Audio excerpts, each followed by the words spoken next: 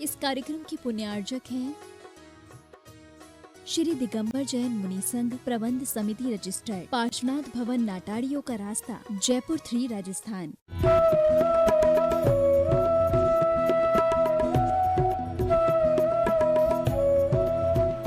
कौन थे, क्या हो गए और क्या होंगे अभी, आओ विचारें बैठ करके ये समस्याएं सभी। हम कौन थे, क्या हो गए और क्या होंगे अभी, आओ विचारें बैठ करके ये समस्याएं सभी। हम कौन थे? हम द्रविड़ थे, हम नाग थे, हम ब्रात्य थे, देश की सबसे प्राचीनतम सभ्यता के वारिस हम, और पूरा भारतवर्ष हमारा। और आज हम कितने सिमट गए, बड़ा कष्ट होता है। जो बाहर से आए, बाज देश, जो बाहर से आए वो आज देश में प्रभाव के साथ रह रहे हैं, और जो मूल हैं वो अभाव में जी रहे हैं। हमारी ही चीज़ें, हमारी ही संपत्तियां हमारे से छीन ली जाती हैं और हम देखते रह जाते हैं। गिरनार के लिए कोर्ट भी फैसला कर दे तो क्या हम उसका भली भांति परिपालन कर पाएंगे और उसे लेकर के पूरी तरह से रक्षात्मक ढंग से उसका प्रयोग, उसकी रक्षा सुरक्षा सेवा कर पाएंगे? करना तो चाहिए, और शायद कुछ लोग निकल भी पड़े, लेकिन संभावना कम ही नजर आती है। सौभाग्यशालियों, जिस महरौली में हम बैठे हैं, एक कभी किसी जमाने में मिहरावाली कहलाता था, जैन तीर्थ था, जैनों का यहाँ पर जबरदस्त प्रभाव था। और जिस पासनाह चरयू की बात अभी की है, वो अभ्रंश भाषा का श्रेष्ठतम ग्रंथों में गिना जाता है, और विबुध श्रीधर्ष के रचनाकार हैं, और लगभग 11वीं शताब्दी के आसपास उनका वर्चस्व काल रहा, अस्तित्व काल रहा।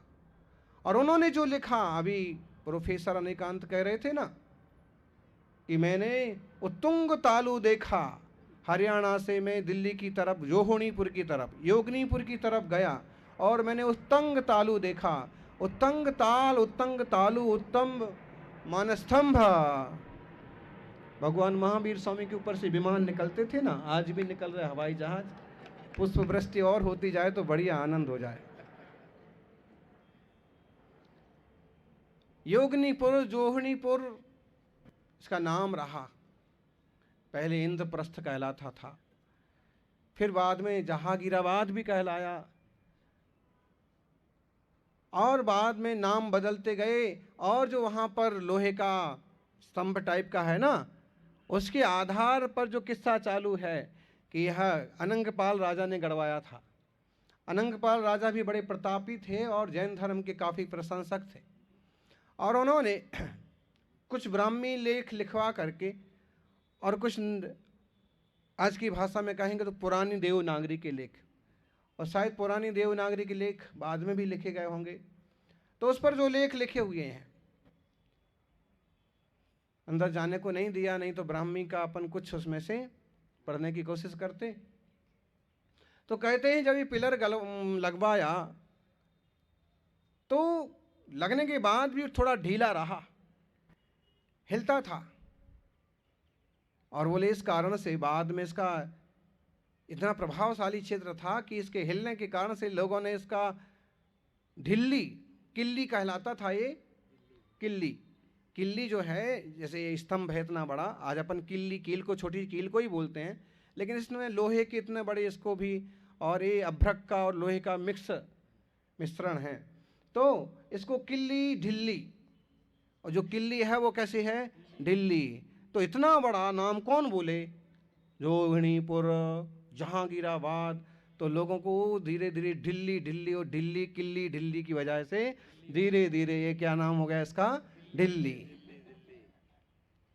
और ढिल्ली के बाद अंग्रेज आए, तो अंग्रेज वैसे भी ढा को डा बोलते हैं, रा को भी अक्सर कर डा बोलते हैं, पाणिनि ने भी कहा है कोई दिक्कत की बात नहीं है, आप राको लाको डा एक तीनों को एक साथ बराबर के हिसाब से तोल सकते हैं। और इसका आधार लेकर के जय जिनसेन जैसे आचार्यों ने और समंत्रभद्र जैसे आचार्यों ने ढेर सारे श्लोक रचे और अलंकार बनाए।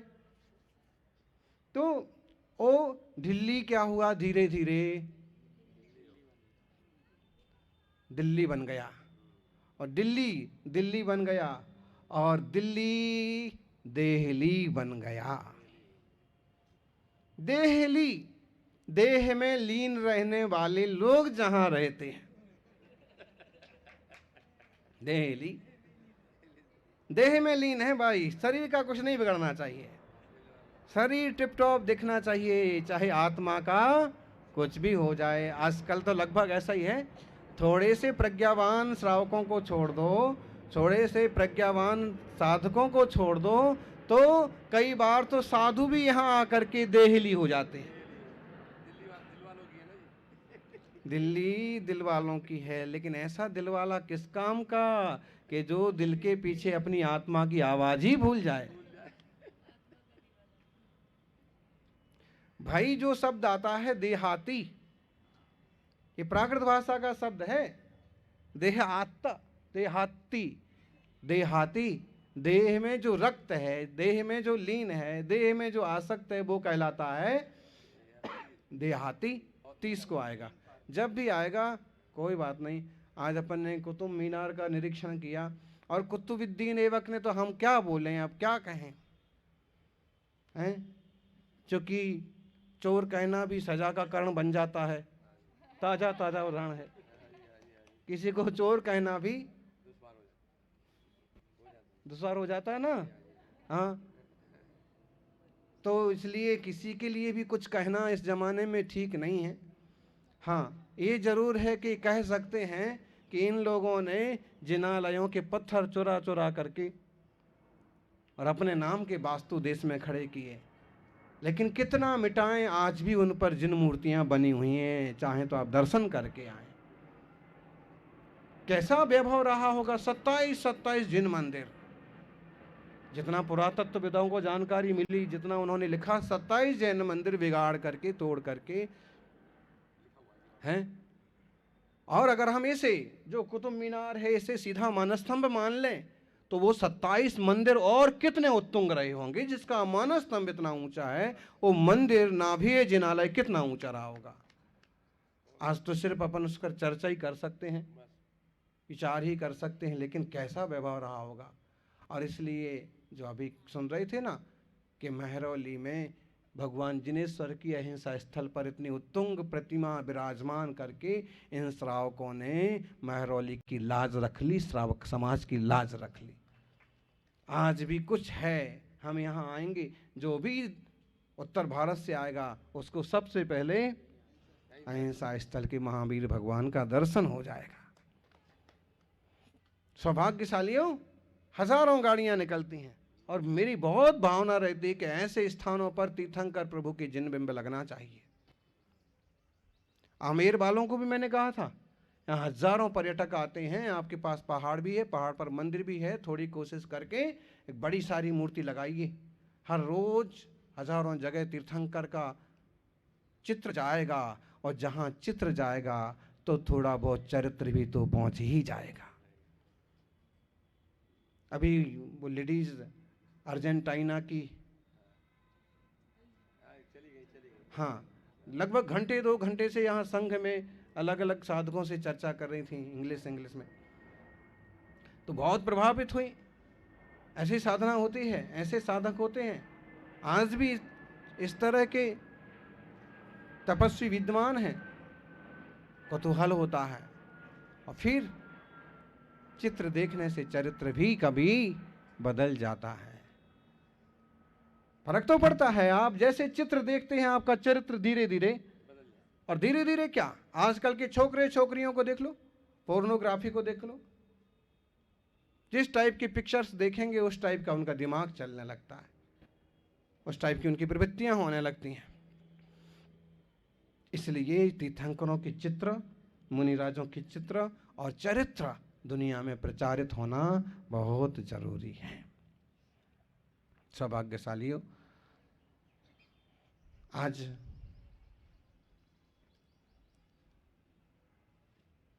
इस भ्रमण में थोड़ा जो भ्रमण हुआ, कुतुब मीनार के आसपास 2-3 स्तंभों पर एकदम स्पष्ट रूप से अरहंत बिंब बने हुए हैं।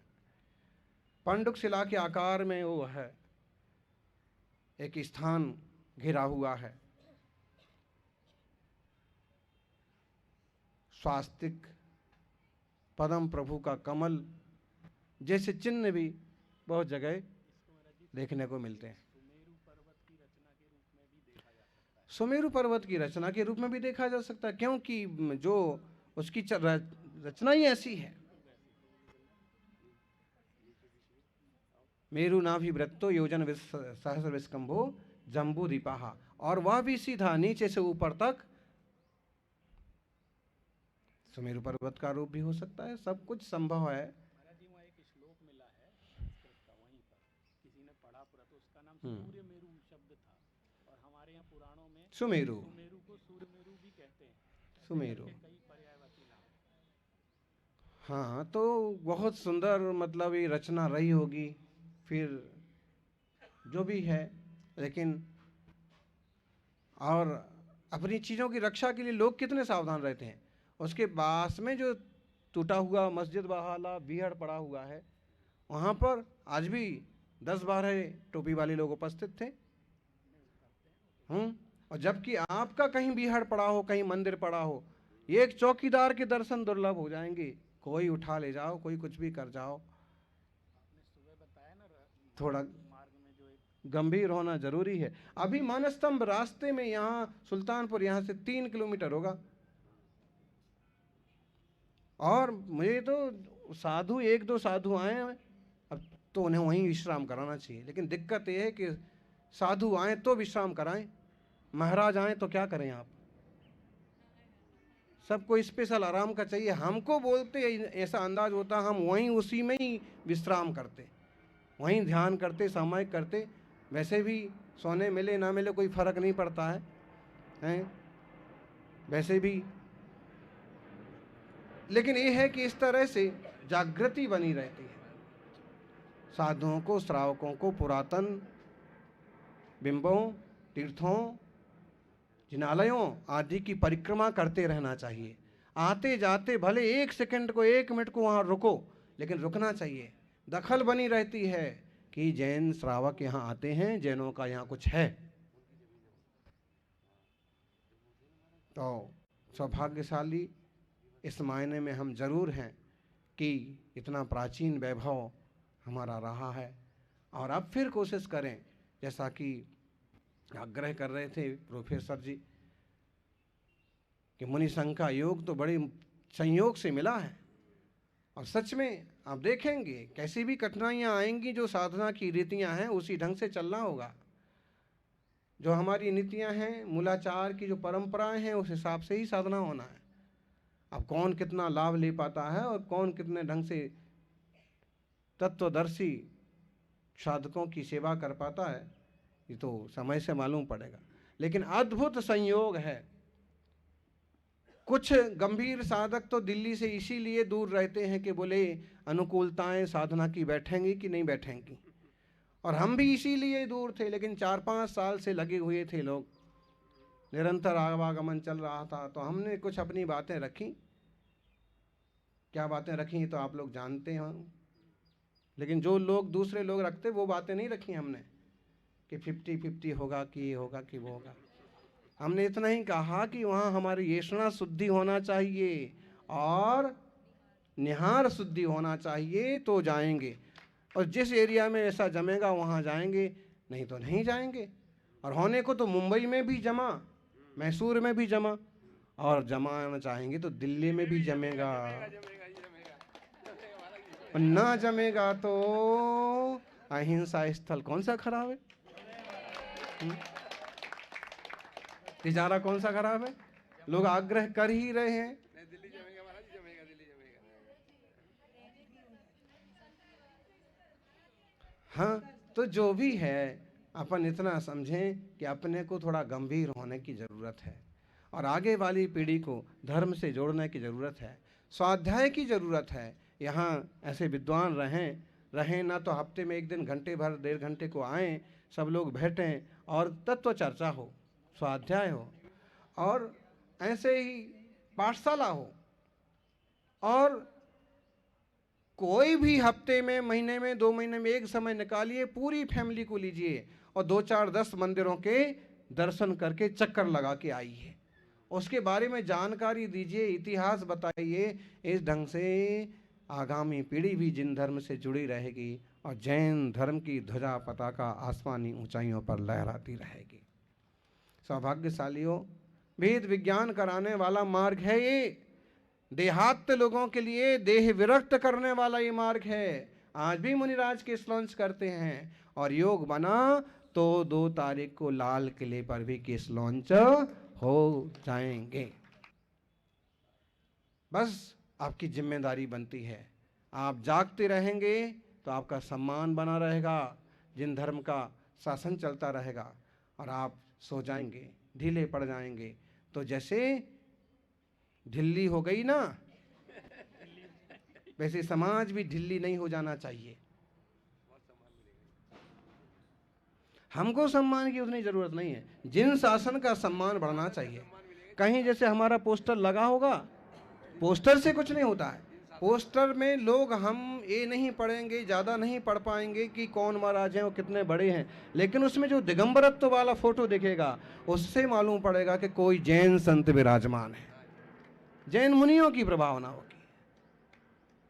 प्रवचन होते हैं, कोई सुनता है तो जिनवाणी की प्रभावना होती है। ऐसा तत्व ज्ञान जैन शास्त्रों में है, तभी कोई साधु बोल रहे थे ऐसा। ओ आपका नाम तो भूल जाएगा, यहाँ जिनने मूर्ति विराजमान की है एक बार उनका तो नाम लोग भूल भी जाएंगे, लेकिन जो महावीर स्वामी की छवि देखेंगे वो अपने आप को कभी भूल नहीं पाएंगे। ऐसी छवि थी, ऐसी मूर्ति थी। अब वहाँ हजारों गाड़ी निकलती हैं, कितने लोग पास में आके देखते हैं, लेकिन चलते फिरते भी हर रोज उनकी एक क्लिक क्लिक होती होगी। अब कहाँ आ गए, महारौली रहे, वो महावीर भगवान की जैनों की मूर्ति दिख रही है, हर रोज एक क्लिक तो होती होगी। कहाँ से निकल रहे हैं, कहाँ तक पहुँच गए, कहीं से फोन आता होगा, कहाँ पहुँचे हैं, कहाँ पहुँच रहे, कहाँ आ रहे हैं। और इतना इतना पुण्य कमा के भी वो घोर मिथ्या दृष्टि भी कभी सम्य दर्शन का पात्र बन जाएगा। इसलिए जिन धर्म के प्रचार प्रसार की जरूरत है, ताकि जग जन का कल्याण हो, जीवों का उत्थान हो, अपनी आत्मा भी प्रभु महावीर की तरह परम पवित्र बने, यही मंगल भावना।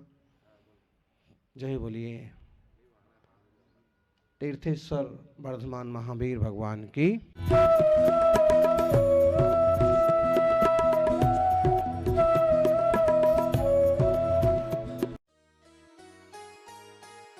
इस कार्यक्रम के पुण्यार्चक थे श्री दिगंबर जैन मुनि संघ प्रबंध समिति रजिस्टर्ड, पार्श्वनाथ भवन नाटाड़ियों का रास्ता, जयपुर 3 राजस्थान।